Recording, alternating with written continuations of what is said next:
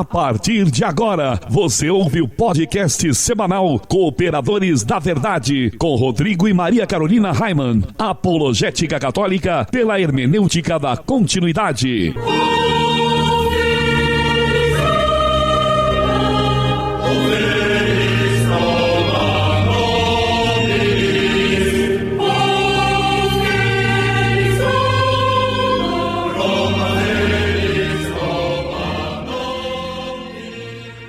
Olá, amigo ouvinte, paz e bem. Aqui quem vos fala é a Maria Carolina Raimann e nós estamos começando mais um podcast semanal Cooperadores da Verdade, apologética católica pela hermenêutica da continuidade. Aqui se fala a verdade, custe o que custar, doa a quem doer. Lembrando que este programa é transmitido todas as quintas-feiras, às 20 horas, pela web rádio Navegantina, radionavegantina.com.br. Todas as sextas-feiras, também às 20 horas, pela web rádio Cristo Jovem, cristojovem.caster.fm. E também todos os sábados, em 2 horários, pela web rádio Franciscanos, pela manhã, às 10 horas, e à noite, às 19h30, radiofranciscanos.com.br. E a cooperadora de hoje, que temos a graça de receber novamente aqui nos estúdios, Josef Ratzinger, é a minha amiga Graziele Souza. Tudo bem, Grazi? Tudo bem, Carol. Tudo bem para você aí, ouvinte, né? Você que está acompanhando esse programa Cooperadores da Verdade. Muito bom, uma satisfação revê-la, né? E a Grazi já fez uma participação aqui conosco no episódio número 16 dessa primeira temporada dos Cooperadores da Verdade, onde nós falamos sobre fofoca na igreja e falamos muito, não é, Grazi? Verdade, um pouquinho demais. Até levamos uma bronca do Raimann por dar tanto trabalho para ele na edição do programa. Verdade. Naquele episódio, a Grazi se apresentou, falou sobre a vida dela, pessoal. Mas se você ainda não ouviu o episódio 16, então corre lá e escuta para ficar por dentro de tudo. Foi muito legal. A Grazi falou sobre a experiência dela no Carmelo e outros detalhes da vida dela. Muito bacana. E porque se ela se apresentar de novo aqui, o Raimann vai pirar o cabeção. Então acessa lá, soundcloud.com/Os Cooperadores da Verdade. Muito bem, então vamos rezar, né, Grazi? Vamos. Começar com oração, porque senão não dá. Nós estamos reunidas em nome do Pai, do Filho e do Espírito Santo. Amém. Amém. Pater noster, qui es in celis, sanctificetur nomen tuum, advenia regnum tuum, fiat voluntas tuas, sicut in cielo et in terra. Panem nostrum quotidiano da nobis hodie, et dimitte nobis debita nostra, sicut et nos dimittimus debitoribus nostri, et ne nos inducas in tentatione, sed libera nos a malo. Amém. Ave Maria, gratia plena, Dominus tecum, benedicta tui mulieribus, et benedictus fructus ventris tui, Iesus. Santa Maria, Mater Dei, ora pro nobis peccatoribus, nunc et hora mortis nostri. Amém. Gloria et Patri, et Filii, et Spiritui Sancto, sicut erat in principio, et nunc et semper, et in saecula saeculorum. Amém. Senhor, fazei de mim um instrumento de vossa paz. Onde houver ódio, que eu leve o amor. Onde houver ofensa, que eu leve o perdão. Onde houver discórdia, que eu leve a união. Onde houver dúvida, que eu leve a fé. Onde houver erro, que eu leve a verdade. Onde houver desespero, que eu leve a esperança. Onde houver tristeza, que eu leve a alegria. Onde houver trevas, que eu leve a luz. Ó Mestre, fazei que eu procure mais. Consolar, que ser consolado. Compreender, que ser compreendido. Amar, que ser amado. Pois é dando que se recebe. Perdoando, que se é perdoado. E é morrendo que se vive para a vida eterna. Amém.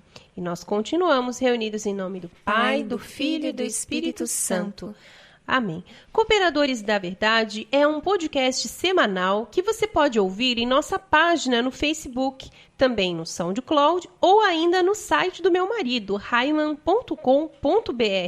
O programa é apresentado por mim e por meu marido, o professor Haiman, e esporadicamente nós contamos com a participação de um ilustre colaborador da Verdade, no caso de hoje, nossa amiga Graziele. E ele é transmitido por 3 web rádios, como eu já falei lá no início do programa. Se você que está nos ouvindo agora também tem uma web rádio e deseja transmitir o nosso programa, nem precisa pedir autorização. É só tocar o terror. Pois o nosso objetivo é evangelizar. E quanto mais pessoas forem alcançadas, melhor. Seria interessante apenas mandar uma mensagem para nós. E como faz para mandar uma mensagem, Grazi? Olha, pode ser pela página do Facebook, que é facebook.com/Os Cooperadores da Verdade, ou por e-mail, oscooperadores-da-verdade@gmail.com. E assim poderemos divulgar o dia e o horário da transmissão. E a novidade agora é a nossa página no Twitter, onde você pode deixar a sua sugestão ou crítica e também o seu pedido de oração. É @coop, é o início, né, de cooperadores, _verdade. E no quadro A Vida dos Santos, resolvemos começar falando pelos santos doutores. O doutor da igreja é aquele cristão ou aquela cristã que se distinguiu por notório saber teológico em qualquer época da história. O conceito de doutor da igreja difere do de padre da igreja, pois padres da igreja é somente aqueles que contribuíram para a reta formulação dos artigos da fé até o século VII, no Ocidente, e até o século VIII, no Oriente. Os doutores da Igreja são homens e mulheres ilustres, que pela sua santidade, pela ortodoxia de sua fé e principalmente pelo eminente saber teológico, atestado por vários escritos, foram honrados com tal título por desígnio da Igreja. No último programa, nós falamos de Santa Catarina de Sena, ela que servia a Cristo e sua Igreja. E agora o olhinho da Grazi está até brilhando. Grazi, quem foi o santo escolhido para o programa de hoje? A Vida dos Santos. Então, Carol, para minha felicidade ficar completa, nós vamos falar hoje da Santa Madre, que as carmelitas costumam chamar Santa Madre, que é a Santa Teresa de Ávila, também conhecida como Santa Teresa de Jesus. Muito bem. Conta para o povo, então, Grazi, um pouquinho sobre a vida de Santa Teresa. Então, vamos lá. Com grande alegria, lembramos hoje da vida de santidade daquela que mereceu ser proclamada doutora da Igreja, Santa Teresa de Ávila, também conhecida como Santa Teresa de Jesus. Santa Teresa de Jesus era, portanto, o nome religioso, de Santa Teresa. Teresa nasceu em Ávila, na Espanha, em 1515 e foi educada de modo sólido e cristão. Tanto assim que, quando criança, se encantou tanto com a leitura da vida dos santos mártires, a ponto de ter combinado fugir com um irmão para uma região onde muitos cristãos eram martirizados pelos mouros, Mas nada disso aconteceu. Graças a um tio, que percebeu que eles já estavam fora das portas da cidade, já estavam fora de Ávila, e quando viu os dois jovenzinhos, crianças ainda sozinhos, foi lá e recolheu eles e levou de volta para casa. Porém, aos 20 anos, Santa Teresa ela ingressa então no Carmelo de Ávila, onde viveu um período no relaxamento, pois muito se apegou às criaturas, parentes e conversas destrutivas, assim como conta no seu próprio livro biográfico, que é o livro da vida. É bom lembrar que nessa época, o Carmelo, não só o Carmelo, mas todas as ordens, como a ordem franciscana, também outras ordens, passaram por uma espécie de relaxamento, não foi só no Carmelo, Então, Santa Madre, é claro, acabou entrando também nesse ritmo, que não existia mais a clausura, elas saíam para pedir doações, enfim, não era mais o ideal, do Carmelo. E Santa Madre acabou passando também por isso. Porém, um certo dia, ela foi tocada ao olhar uma imagem de Cristo sofredor, né? Um Cristo muito chagado, né? Atado a uma coluna, essa imagem. E assumiu, a partir dessa experiência, a sua conversão.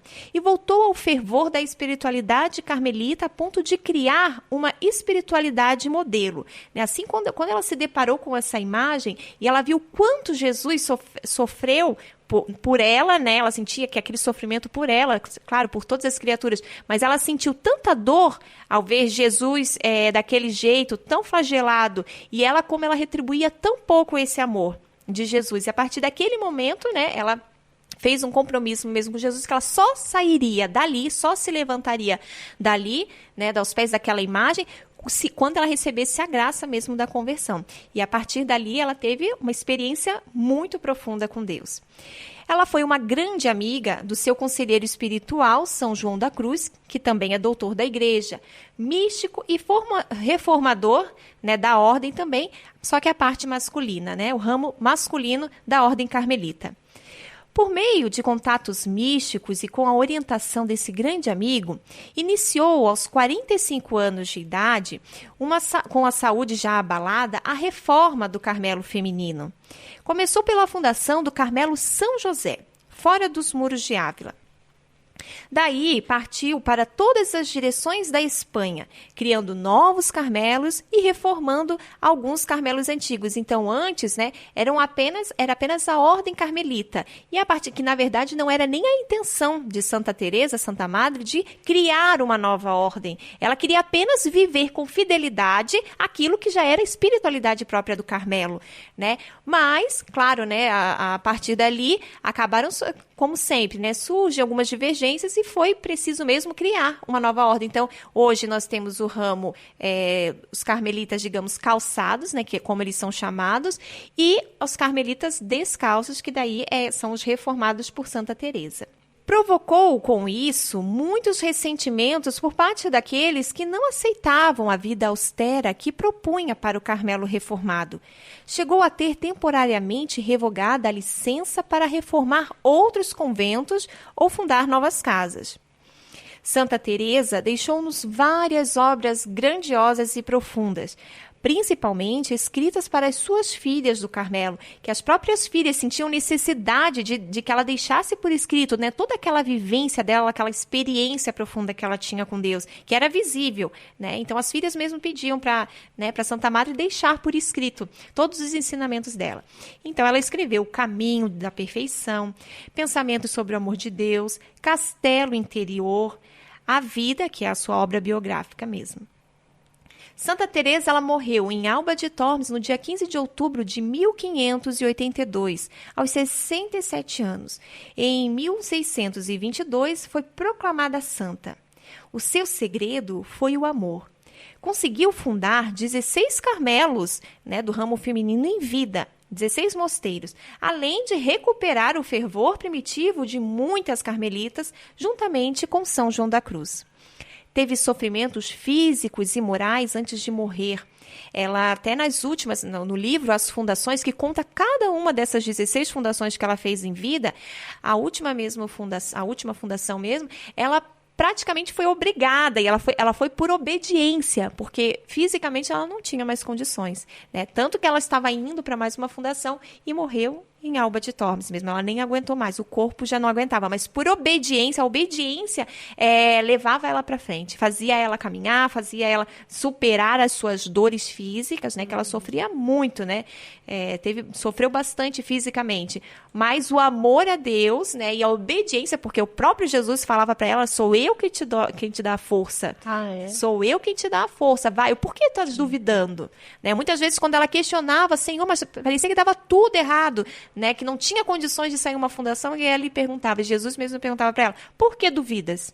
Né, se é ele que estava mandando, se era ele, né, que dava forças para ela. Que coisa linda, né? Até que em 1582 disse uma das suas últimas palavras: Senhor, sou filha de vossa igreja. Como filha da Igreja Católica, quero morrer. né? Então, ela, resumindo, né? Morro, filha da igreja. No dia 27 de setembro de 1970, o Papa Paulo VI reconheceu-lhe o título de doutora da Igreja. Sua festa litúrgica é no dia 15 de outubro. Santa Teresa de Ávila é considerada um dos maiores gênios que a humanidade já produziu. Ela sempre foi uma pessoa muito à frente da época dela. Ela tinha uma capacidade de entender, de observar, de conhecer profundamente o ser humano, né, a humanidade das pessoas. E, inclusive, um dos pontos bem característicos da espiritualidade de Santa Madre, espiritualidade carmelitana, é até a humanidade de Cristo. Porque na época de Santa Madre, os teólogos da época, os doutores assim, da época, eles estavam muito excluindo isso, a humanidade. Não, a humanidade é coisa do homem, é muito carnal, né? É muito aquela espiritualidade do alto, né? E Santa Madre não, ela falava exatamente o contrário, que a gente tem que viver, buscar mesmo essa humanidade de Jesus. Mesmo ateus e livres pensadores são obrigados a enaltecer sua viva e arguta inteligência, a força persuasiva de seus argumentos, seu estilo vivo e atraente e seu profundo bom senso. O grande doutor da Igreja, Santo Afonso Maria de Ligório, a tinha em tão alta estima que a escolheu como patrona e a ela consagrou-se como filho espiritual, enaltecendo-a em muitos dos seus escritos. Santa Teresa de Ávila, rogai por nós. Jesus é a palavra de Deus. Ele é o Verbo encarnado.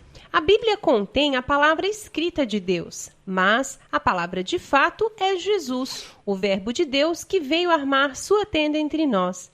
E neste quadro, nós iremos sempre meditar sobre uma passagem bíblica, que pode ser tanto do Antigo como do Novo Testamento.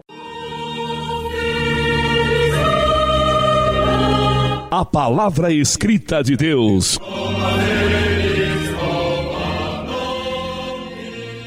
E hoje nós vamos meditar sobre uma passagem do Evangelho de Nosso Senhor Jesus Cristo segundo Lucas, capítulo 9. Naquele tempo, o tetrarca Herodes ouviu falar de tudo o que estava acontecendo e ficou perplexo, porque alguns diziam que João Batista tinha ressuscitado dos mortos. Outros diziam que Elias tinha aparecido. Outros ainda que um dos antigos profetas tinha ressuscitado. Então Herodes disse: Eu mandei degolar João. Quem é esse homem sobre quem ouço falar essas coisas? E procurava ver Jesus. O homem foi feito para buscar e conhecer a verdade. É para isso, aliás, que estão ordenadas todas as nossas potências, tanto interiores quanto exteriores, sentidos, memória, imaginação e razão. Todo este aparato, com efeito, nos foi dado por Deus, para que, perseguindo neste mundo a verdade sobre as coisas, buscássemos fundamentalmente a Ele, que é por si mesmo a própria verdade subsistente. Pelo pecado, porém, esta nossa natural inclinação a conhecer a realidade perverteu-se, de certo modo, em concupiscência dos olhos, em vã curiosidade. Procuramos não já a verdade que liberta e apaixona, que revela e muda-nos a vida, mas mexericos e futilidades, espetáculos que fascinem e deleitem a vista. Trata-se do desejo que está por trás daquele e procurava ver Jesus, que vemos referido a Herodes no Evangelho de hoje. Ver não para de fato conhecer a Cristo e a ele converter-se, mas a fim de satisfazer um capricho, um desejo de momento. O ímpio tetrarca teve a chance de encontrar-se com aquele que o criou, mas, metido em sua curiosidade, permitiu que ele passasse por sua vida sem deixar rastro. Não o façamos nós. Não permitamos que Deus, vindo visitar-nos, encontre o nosso coração perdendo tempo e ocupado com tolices, envolvidos em outras coisas que não têm importância, né? Que nós possamos perceber quando nós estamos nos desviando do caminho, né, da salvação, do caminho de santidade, que nós possamos voltar a esse caminho, né? Sempre voltar a Cristo.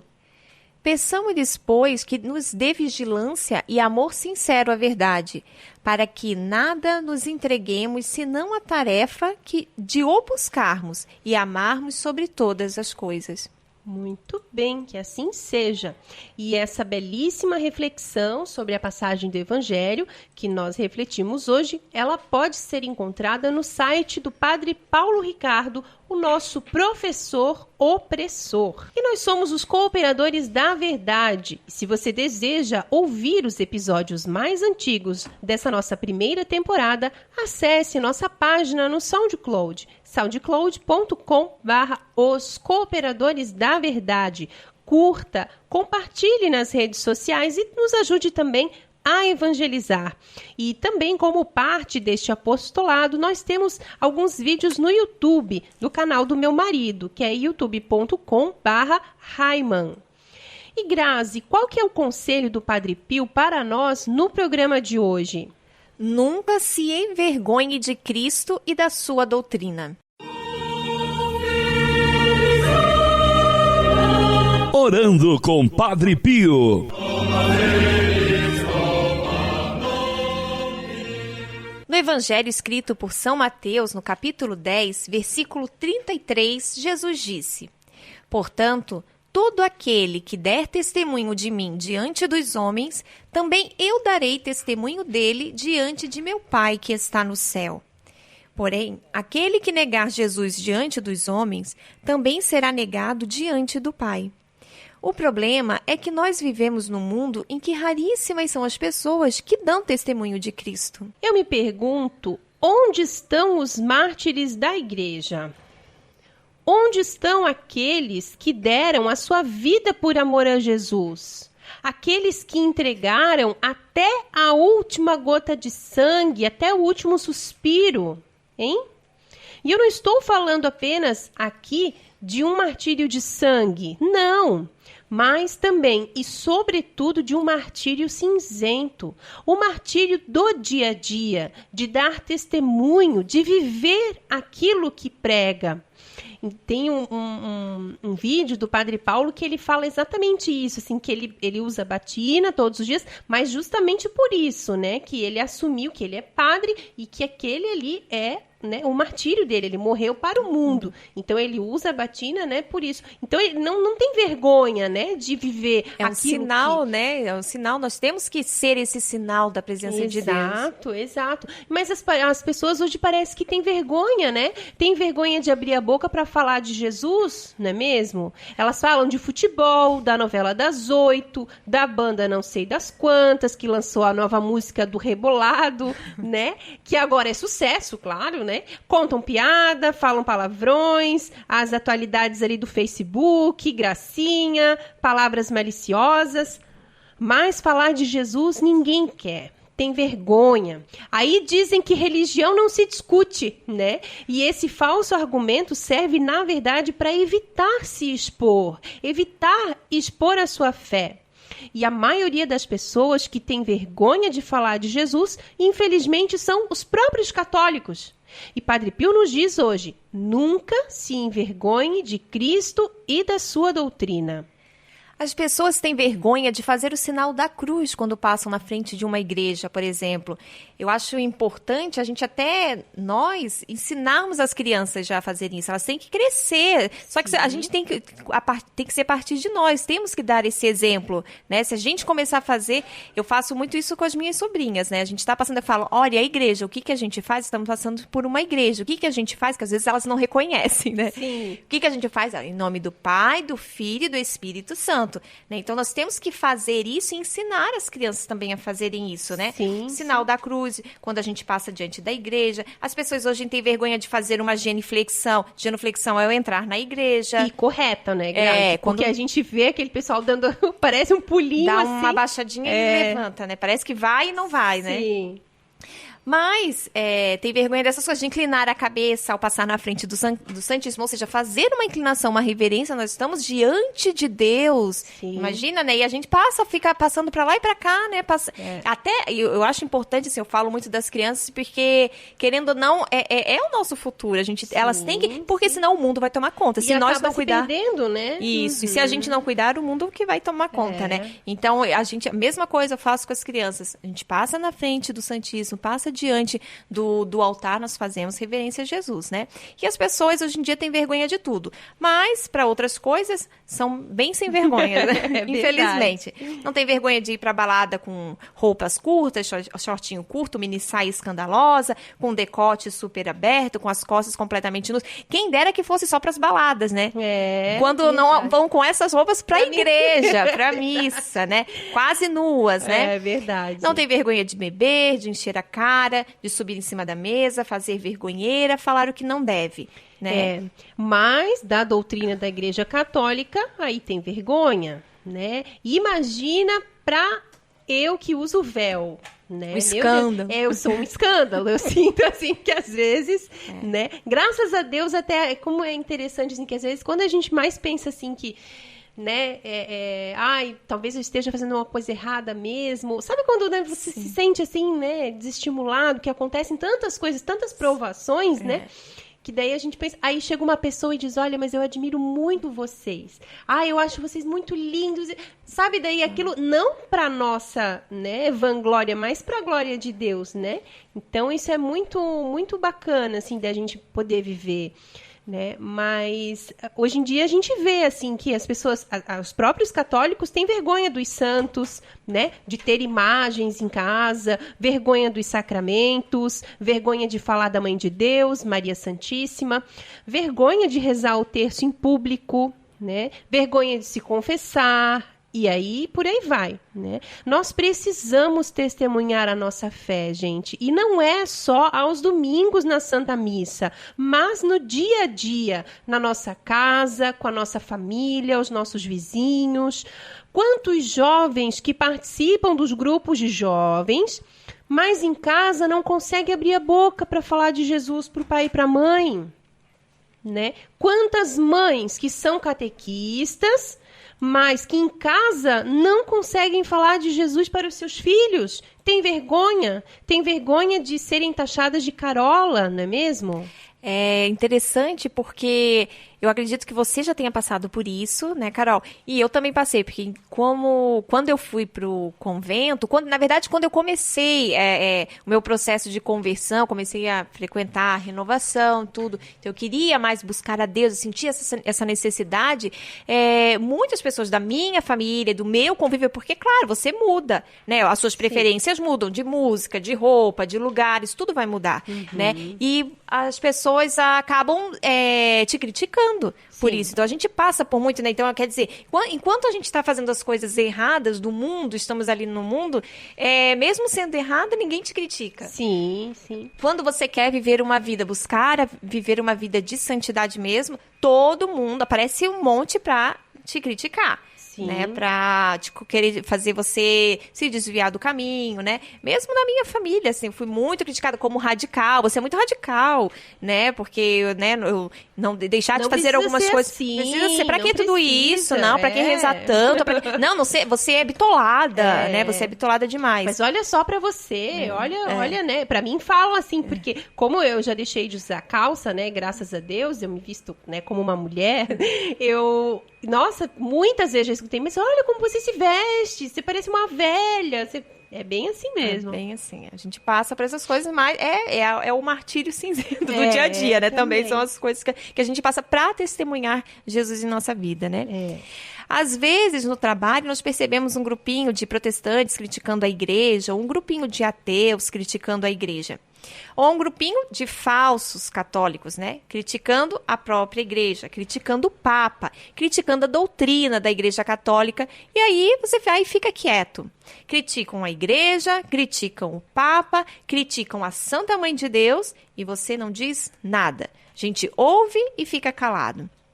Você não defende a igreja, não testemunha o seu amor por Cristo e por sua igreja.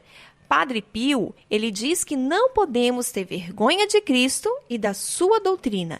E o próprio Cristo nos diz que se não formos suas testemunhas neste mundo, ele também nos negará diante do Pai. Tudo isso é motivo mais do que suficiente para falarmos sempre e em todas as ocasiões de Jesus. E falarmos com amor e com verdade, pois é isso que nós vivemos, é isso que nós queremos. Falarmos com entusiasmo e sem medo de errar, pois Cristo e a igreja são um só. Engraçado, né? Porque às vezes a gente fala com entusiasmo de tantas coisas e aquilo que é o mais importante na nossa vida, né?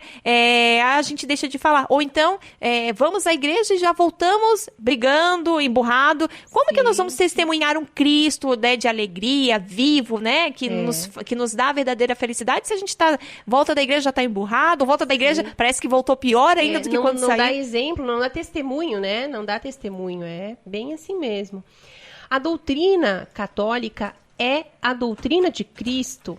Cristo, o próprio Cristo, é o fundador da Santa Igreja Católica.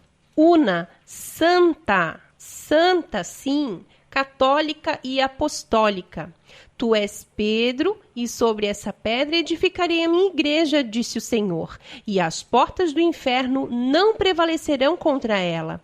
Eu te darei as chaves do reino dos céus.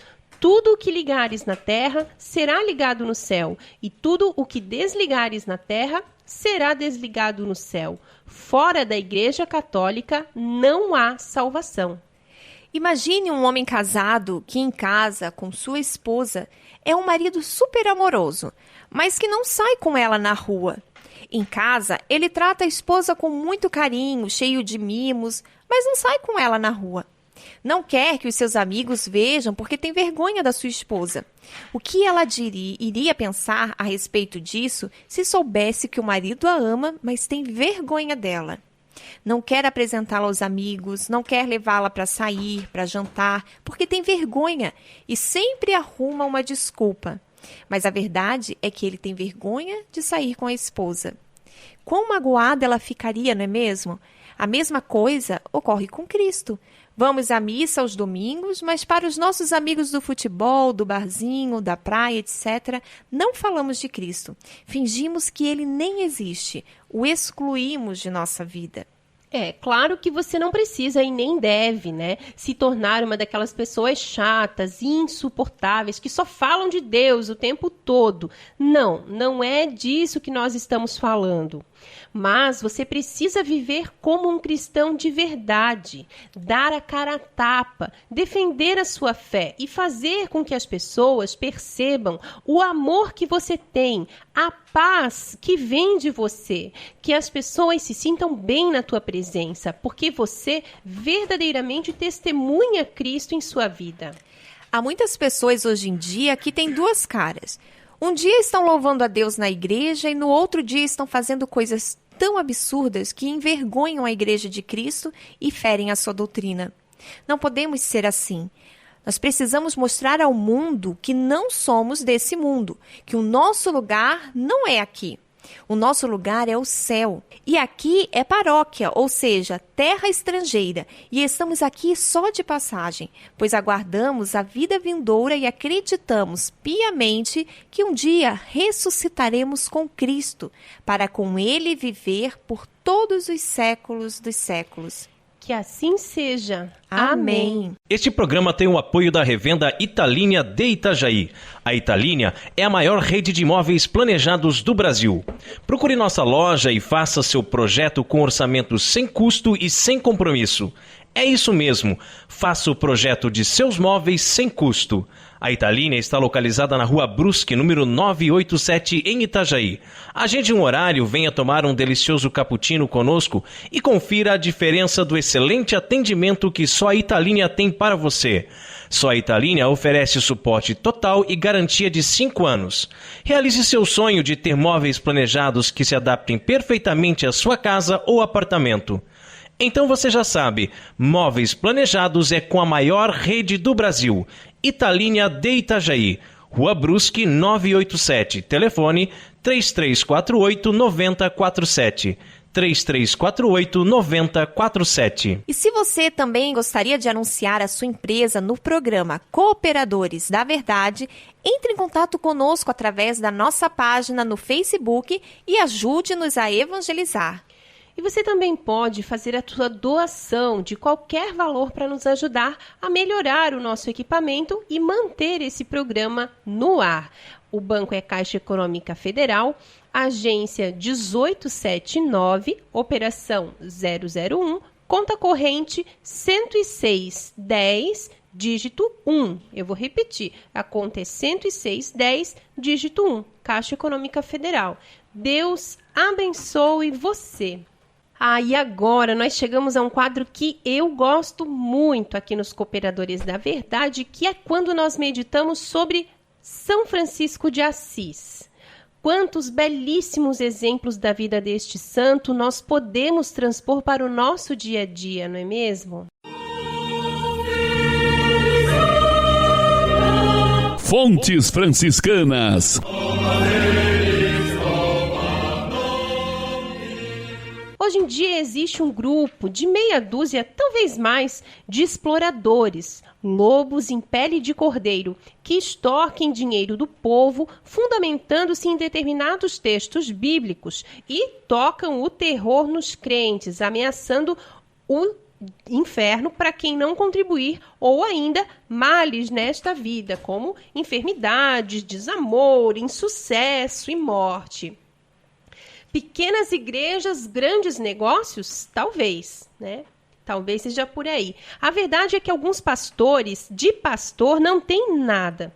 Usam a ridícula teologia da prosperidade para tirar todo o dinheiro dos fiéis, os deixando cada vez mais pobres e alegando que eles é que não têm fé, que não fazem as coisas certas, né? E os pastores enriquecem de forma descontrolada e não ajudam nenhuma família necessitada, nem mesmo as que frequentam as suas igrejinhas. Pelo contrário, iludem as pessoas, dizendo que quanto mais elas doarem para a igreja, mais Deus vai retribuir a elas. Mas a dúvida é: devemos devolver o dízimo ou ajudar os pobres? Hoje nós queremos recordar de uma mulher que sofria da vista e tinha a mesma doença de São Francisco. Nosso seráfico pai foi tratar-se com um médico no palácio do bispo de Rieti e lá encontrou essa mulher. Não sabemos de onde vinha Francisco, mas certamente de Assis. De Assis para Rieti são mais de 100 quilômetros e que foram percorridos possivelmente a pé ou a cavalo. O guardião da fraternidade de Rieti deve ter acolhido o Santo Pai muito bem, dando-lhe pouso e alimento, e também comprou para ele uma capa. Eu fico imaginando a cena: São Francisco e o guardião sentados, lado a lado, esperando para serem atendidos pelo médico no palácio do bispo de Rieti, e Francisco incomodado por estar usando uma capa nova. A qualquer momento, ele iria encontrar uma maneira de se desfazer daquela capa, mas sem ofender o guardião, sem parecer uma desfeita, simplesmente porque era algo natural dele. Ao ver aquela pobre mulher sofrendo da mesma doença que ele, não teve dúvidas. Era para ela que daria a capa, já que não suportava encontrar ninguém que fosse mais pobre do que ele. E começa assim a provocar o guardião, dizendo-lhe que deviam devolver a capa que foi emprestada pela pobre mulher. Eu acho muito interessante a maneira como São Francisco via as coisas. Devolver. Ele sempre falava desse jeito: devolver aos pobres o que deles pegamos emprestado. Se eu tenho roupa, carro, casa, celular, computador, eu na verdade estou apenas usando algo que me foi emprestado. Algo que não é de fato meu, mas que deveria ser devolvido aos pobres. Em minha maneira de ver as coisas, quem nos empresta tudo o que temos é Deus.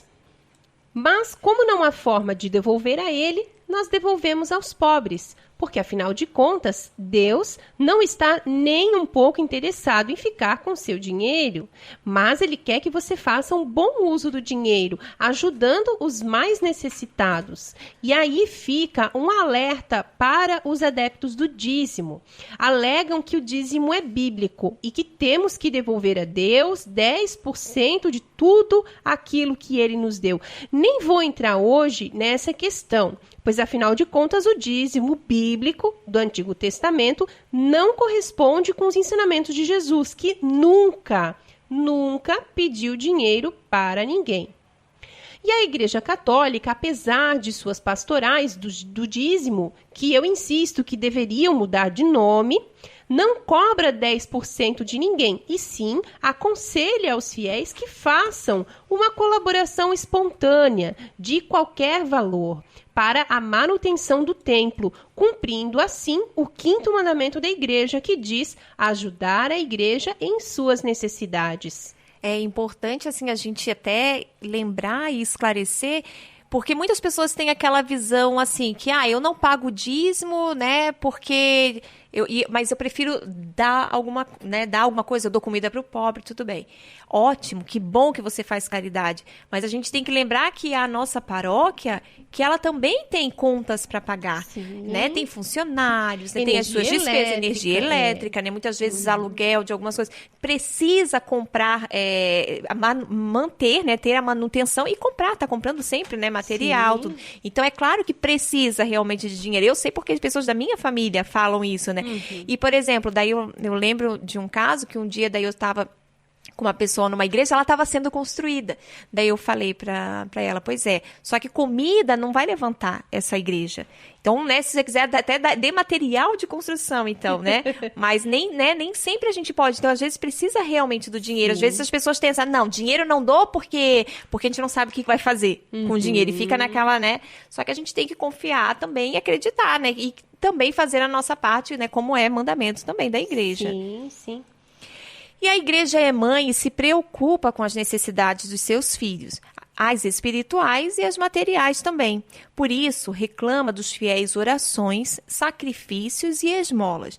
Com estes bens, pode ajudar os mais necessitados, os pobres, as missões, que são muito importantes, né, e que a gente às vezes se esquece, os seminários também.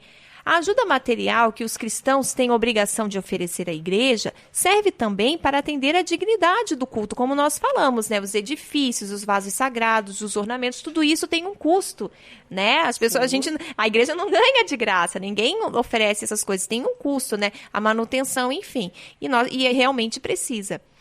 Mas a conversa que nós ouvimos dos pseudos pastores evangélicos é bem diferente, não é mesmo? Querem o dízimo e ainda fazem campanhas extraordinárias e bizarras, né?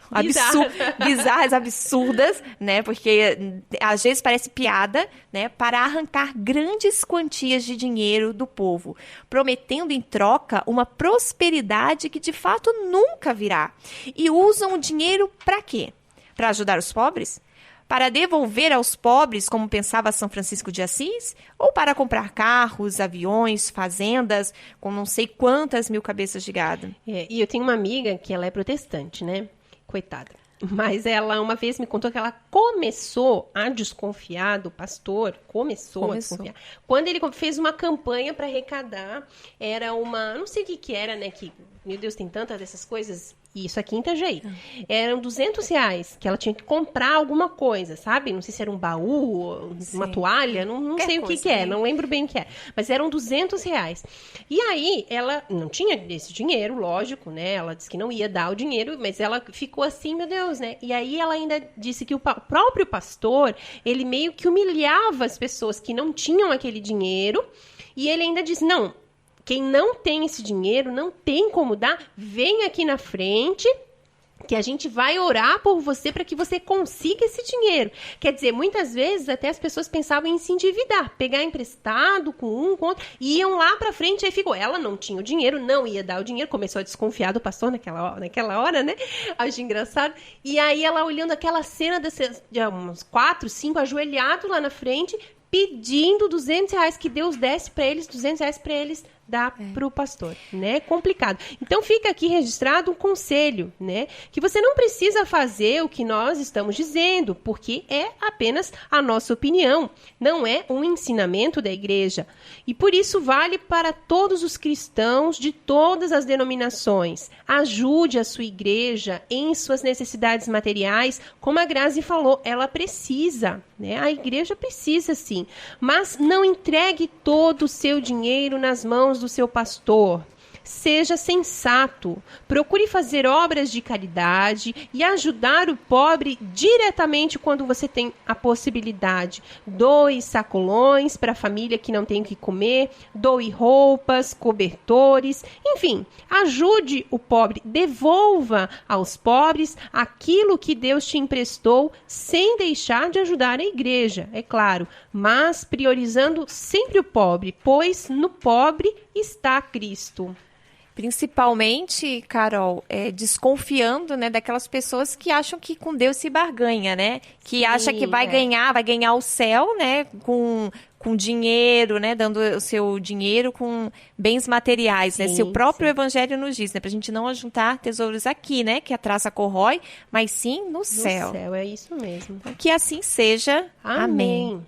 E nós chegamos ao quadro mais gostoso aqui do programa Cooperadores da Verdade, onde nós apreciamos o pão líquido, porque nós não somos puritanos e sabemos valorizar o sabor que os monges cervejeiros nos deixaram como legado.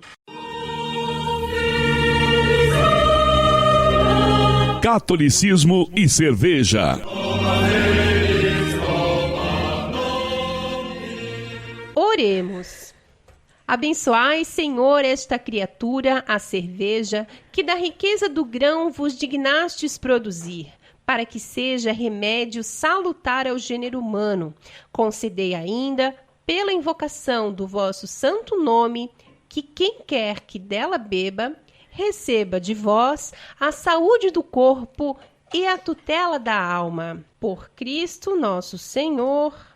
Amém. E a cerveja de hoje é uma Teresópolis Gold, saborosa e preciosa. Eleita a melhor premium lager das Américas, a Teresópolis Gold é rica em sabores maltados e lúpulos nobres. Seu aroma é marcante e singular. Preciosa como ouro, nada se compara ao seu brilho. Isso é verdade, né? Ela é irresistível. Uma cerveja especial com uma história que vai te encantar. Desafie os seus sentidos. O tipo é lager, o estilo premium lager, teor alcoólico 5,55. A temperatura ideal para o consumo é entre 3 e 4 graus e tem um IBU de 12. Sua versatilidade permite acompanhar muito bem os pratos da cozinha asiática, peixes delicados, frutos do mar, crustáceos, pizzas, massas com molhos leves, queijos leves, salsichas brancas, salames e os famosos petiscos brasileiros. Mas nós viemos aqui para beber ou para conversar. Aliás, né, nós vamos provar a cerveja, a Improse. Mas essa cerveja ela tem uma cor bem clara, né, Grazi? Tu viu? É. Que até o texto ali do site fala, né, na cor do ouro, assim, é bem... E o retrogosto dela é muito bom. É bom sim. Mas eu sei que tu não prefere outro tipo, né, Grazi? É verdade. Eu prefiro umas já com um pouquinho mais doces, adocicadas. É. E se você produz cervejas artesanais e gostaria de ter a sua cerveja degustada aqui no programa Cooperadores da Verdade, entre em contato conosco pela nossa página no Facebook ou por e-mail. E no quadro mais polêmico do nosso programa de hoje, vamos falar sobre ela, a Missa dos Padres Boiadeiros. A hora da treta. Padres que fazem missa sertaneja dormiram na aula de liturgia. Ai, gente, ainda deu vontade de rir. Ainda mais depois de ter tomado essa cerveja, né? Já tomei molinho. Mas nós temos notado nestes últimos tempos que alguns padres tem afirmado que a encíclica Sacrosanctum Concilium permite fazer adaptações na liturgia, absorvendo elementos da cultura de cada povo. Sim, é verdade. E isso faz parte do processo de inculturação. Só que missa sertaneja não é inculturação, é um abuso litúrgico. A missa sertaneja virou modinha em várias regiões do Brasil, havendo também as variantes missa caipira e missa do vaqueiro. Eita! O sacerdote assume o papel de cowboy ou animador de festa caipira, em vez de fazer a única coisa que é o seu dever na missa, ser o rosto visível de Jesus Cristo, Deus invisível. No período das festas juninas, os abusos se multiplicam. Essas festas são parte importante da vida da igreja no Brasil e sempre tiveram o seu lugar. A praça, o pátio da igreja, o salão paroquial. Mas agora estão fazendo festa junina dentro da missa, gente. Com fantasias típicas, dança de quadrilha e tudo. Pra que isso, gente? No site de determinada paróquia, vemos a descrição do objetivo da missa sertaneja, que diz assim: valorizar o homem do campo, que trabalha para produzir os alimentos que chegam às nossas mesas, e exaltar a cultura sertaneja. Note que, em vez de elevar as mentes para as coisas espirituais e divinas, a missa sertaneja exalta as coisas da terra. Para quem acha que esse assunto não é importante, que é coisa de fariseu, veja o que diz Bento XVI, o patrono do nosso programa. Ele diz assim: estou convencido de que a crise na igreja pela qual nós passamos hoje é causada em grande parte pela decadência da liturgia. Quando, porém, na liturgia não aparece mais a comunhão da fé, a unidade mundial da igreja, o mistério de Cristo vivo, onde, então, ainda aparece a igreja em sua essência espiritual, se nem na igreja, se nem na missa. Aí a comunidade ainda celebra somente a si mesma. Mas isso não vale a pena. Está escrito no livro Lembranças da Minha Vida. Tome um engove antes de ouvir a seguir a descrição dos objetos levados ao altar no momento de ofertório de uma missa sertaneja. E isso foi publicado no site de uma certa paróquia por aí, tá? Então, um grupo de jovens trouxe até o altar algumas práticas e atitudes que não combinam com a preservação da natureza e da vida. O motosserra, a máquina de veneno e a espingarda simbolizaram os instrumentos e as práticas que necessitam ser combatidas e substituídas por políticas agrícolas que fortaleçam a produção orgânica e de base ecológica. A sanfona, o violão, a viola e o cajón embalaram os cantos em estilo e ritmo sertanejo. Isso tudo entre aspas, viu, gente? Que está escrito exatamente assim lá. As invencionices da missa sertaneja não favorecem uma liturgia voltada para Deus, mas sim para o homem. A comunidade celebra a si mesma, exaltando a vida no campo ou o jeito caipira de ser. Não foi para isso que Jesus tomou bofetada na cara e derramou seu sangue na cruz. São João Paulo II ensinou que a missa torna presente o sacrifício da cruz. E essas missas sertanejas de sacrifício não tem nada. Em um discurso aos bispos do Brasil, em 1995, falando sobre a liturgia e a inculturação, São João Paulo II advertiu que deve-se descartar ou não assumir aquelas formas e aqueles modos rituais que não correspondem à natureza do mistério que se celebra, principalmente quando relacionados à encarnação, paixão e morte de Jesus Cristo, para não citar outros mistérios da redenção. Mas a natureza, né? A natureza do mistério. Então, é aquilo da sua origem, né? Então, assim, gente, põe a mão na consciência. Será que a missa é mesmo um momento adequado para discutir práticas agrícolas? O que a pamonha da vó Rosinha, a sanfona do seu Sebastião ajuda o povo a refletir sobre os mistérios da redenção? Por favor. Por favor, mesmo.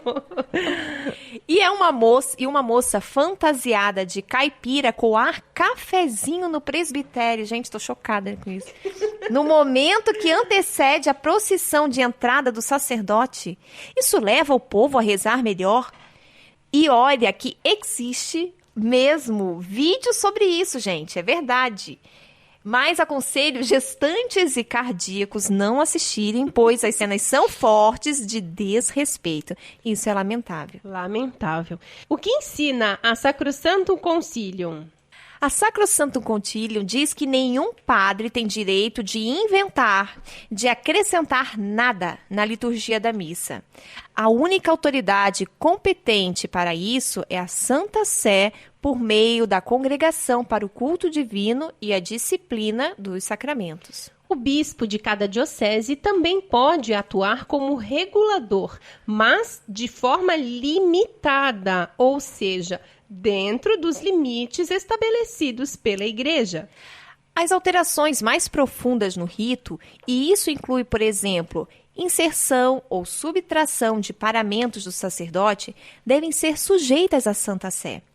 Como o chapéu de boiadeiro não é, nem nunca foi paramento sacerdotal, nem foi aprovado por Roma, é óbvio que se trata de um abuso.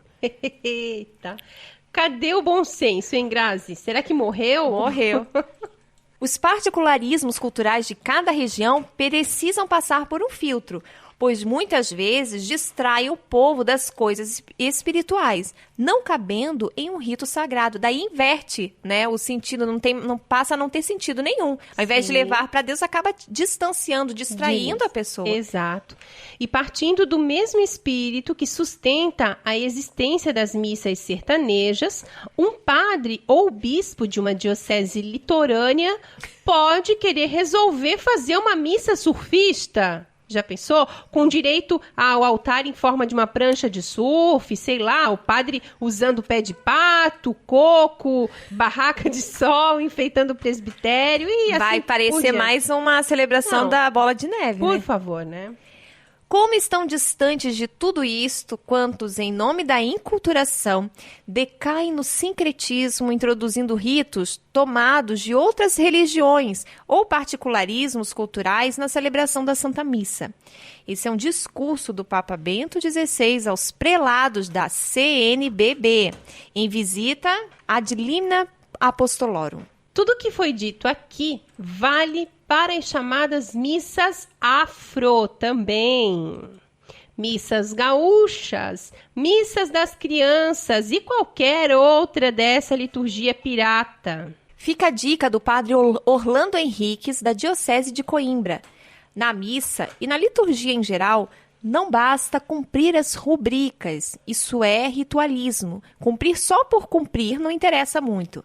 Mas há que de estar concentrado naquilo que é realmente importante, ou seja, que Jesus está a tornar-se realmente presente sobre o altar.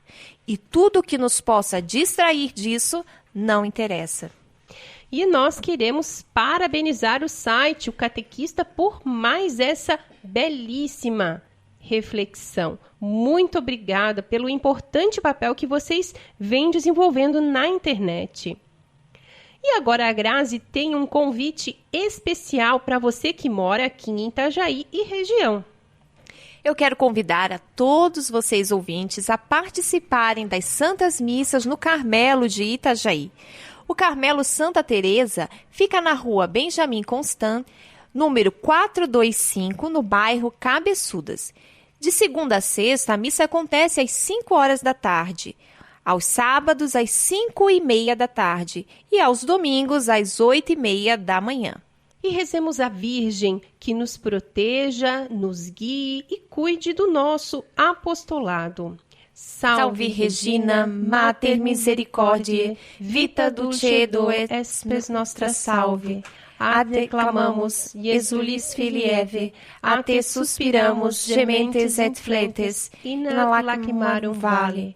Eia ergo advocata nostra, illos tuos misericordes oculos ad nos converte, et Iesum benedictum fructum ventris tui, nobis pos hoc exilium ostendem. ó clemens, ó pia, ó dulces Virgo Maria, ora pro nobis Santa Dei Genitrix, o digni efficiamur promissionibus Christi. Amém. Amém. Debaixo de vossa proteção, nos refugiamos, Santa Mãe de Deus. Não desprezeis nossas súplicas em nossas necessidades, mas livrai-nos sempre de todos os perigos. Ó Virgem gloriosa e bendita. Amém. E nós chegamos ao fim de mais um pena. programa. Só tão rápido. Muito rápido. Isso porque já passou de 1 hora aqui, né? É verdade. A gravação, sim, né? E venha você também ser um cooperador da verdade. Colabore com esse apostolado, fazendo a sua doação, para que nós possamos adquirir equipamentos melhores, equipamentos próprios, né? Para manter esse programa no ar. Nós contamos com a sua generosidade e também com a sua oração. Muito obrigada a você que nos acompanhou nesse podcast. Ajude a divulgar, compartilhando nas redes sociais. Muito, muito, muito obrigada, Grazi, querida. Foi um prazer estar aqui contigo. Que Deus abençoe a todos. Paz e bem. Paz e bem. Você ouviu Cooperadores da Verdade, com Rodrigo e Maria Carolina Raimann, apologética católica pela hermenêutica da continuidade.